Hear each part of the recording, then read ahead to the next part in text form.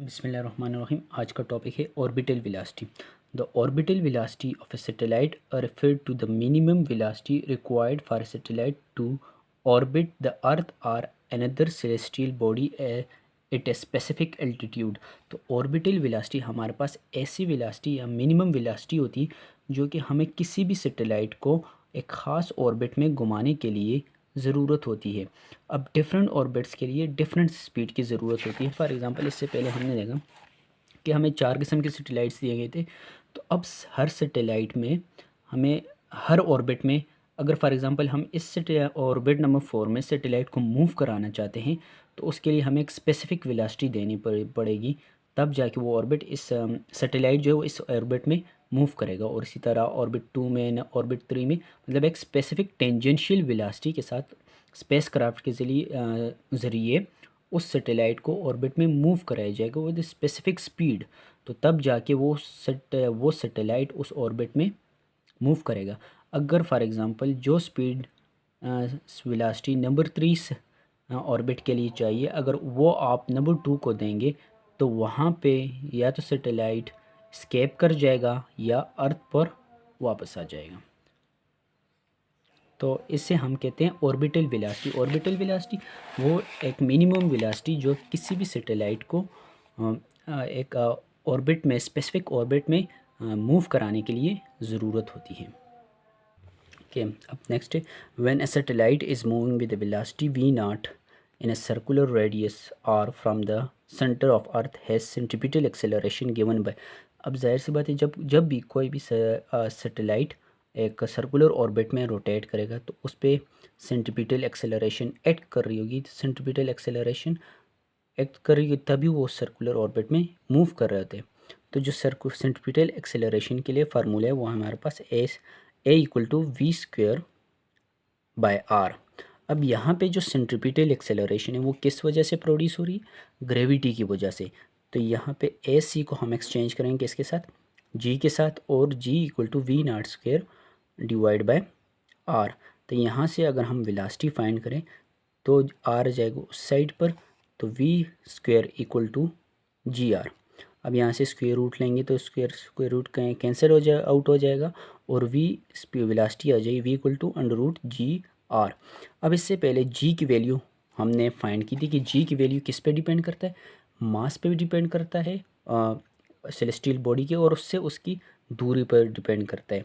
तो ये ऑलरेडी हम पहले फाइंड कर चुके हैं। तो g is equal to gravitational constant mass of the earth and r square.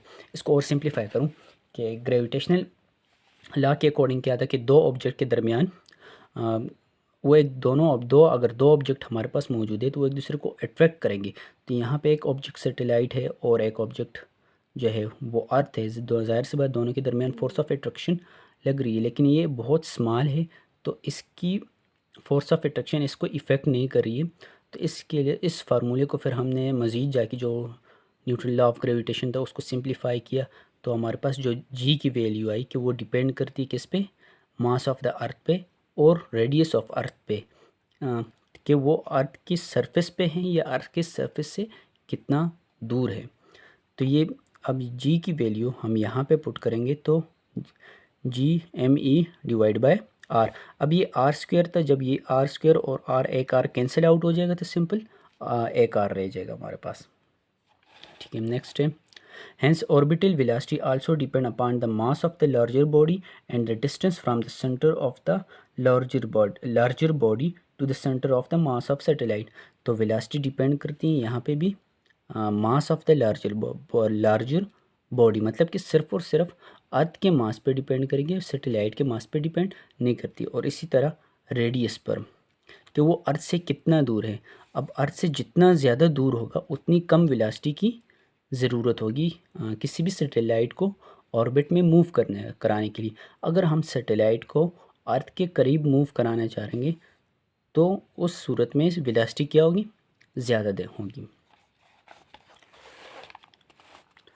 और ठीक है, नेक्स्ट है इक्वेशन नंबर 15.80। इसी इक्वेशन को आगे एक्सटेंड किया कि tell us that the satellite in the orbit move faster when it close to the gravitational body. Same वही बात है कि अगर वो अर्थ के करीब होगी तो वो फिर फास्ट मूव करेगा।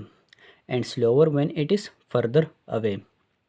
As the size of the satellite is small as compared to the size of the earth, and the distance between the r is taken as the sum of the radius of the earth re. अच्छा, अब यहाँ पे next है कि जैसे ही ये satellite जो है ज़ाहिर सी बात है अर्थ की सरफेस से दूर है, तो रेडियस जो है हमारे पास, एक तो अर्थ के रेडियस ख़ुद का आ गया उसके सेंटर से, और फिर वो कितना दूर है उसे हम लेते हैं h, और जो सैटेलाइट का ख़ुद का रेडियस है वो बहुत स्मॉल है, तो उस केस में हम इसको इग्नोर कर देते हैं क्योंकि हमें उसकी रेडियस पे कोई इफ़ेक्ट नहीं होता। तो जस्ट उसके जो हाइट है कि सरफेस से कितना दूर है तो उसको हम h लेते हैं और re।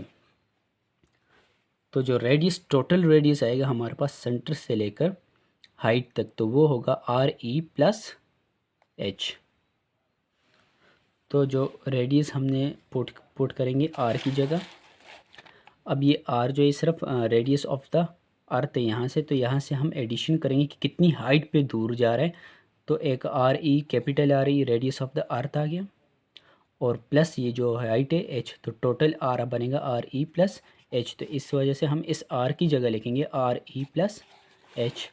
तो इक्वेशन 15.19 आ जाएंगी re प्लस h। सिंपल विला वही रेडियस ही है अगर हम डिस्टेंस बता रहे हैं हमें एट दिस। अच्छा नेक्स्ट है, as the speed decrease due to height we may have a certain orbit such that the satellite cover a complete round trip in a 24 hours and it appears stationary above the center fixed point। और इसी तरह speed कम होती है एक height के लिहाज से, जितनी आप हाइट गेन करेंगे उतनी सैटेलाइट की जो है ऑर्बिट में स्पीड कम होगी। We have a certain orbit, और इसी तरह हमारे पास कुछ ऐसे ऑर्बिट भी है जहाँ पे एक सैटेलाइट 24 आवर्स में अपने रोटेशन को कंप्लीट करता है, और उस सैटेलाइट को हम कहते हैं जियो स्टेशनरी सैटेलाइट, जो यहाँ पे नहीं लिखा हुआ, और अपेयर होता है, मतलब कि अगर उसे हम अर्थ से देखेंगे वो हमें अपेयर होगा स्टेशनरी के रुका हुआ नज़र आएगा, हालांकि उसकी जो रोटेशन है वो भी 24 आवर में कंप्लीट होती है, और अर्थ की ख़ुद की जो रोटेशन है वो भी 24 आवर में कंप्लीट होती है। तो जब आप उसे अर्थ से ऑब्ज़र्व करेंगे तो वो आपको फिक्स नज़र आएगा, जिसे हम जियो स्टेशनरी सैटेलाइट कहते हैं, और वो ऑर्बिट हमारे पास कौन सा है, नंबर 4। इस नंबर 4 ऑर्बिट में जब कोई ऑर्बिट सैटेलाइट मूव करेगा तो वो अपनी रोटेशन 24 आवर में कंप्लीट करेगा। जब आप यहाँ से ऑब्ज़र्व करेंगे तो अर्थ भी सेम स्पीड के साथ रोटेट कर रही है अपने एक्सिस के अराउंड, तो दोनों आपको एक साथ ही, तो आपको यहाँ से ऐसे लगेगा कि ये सैटेलाइट जो है वो स्टेशनरी है, रुका हुआ है, हालांकि वो अर्थ के साथ साथ ही रोटेट कर रहा होता है। बाकी की स्पीड्स जो होती हैं वो डिफरेंस होती हैं। Thank you so much. Next हम नेक्स्ट वीडियो में कवर करेंगे।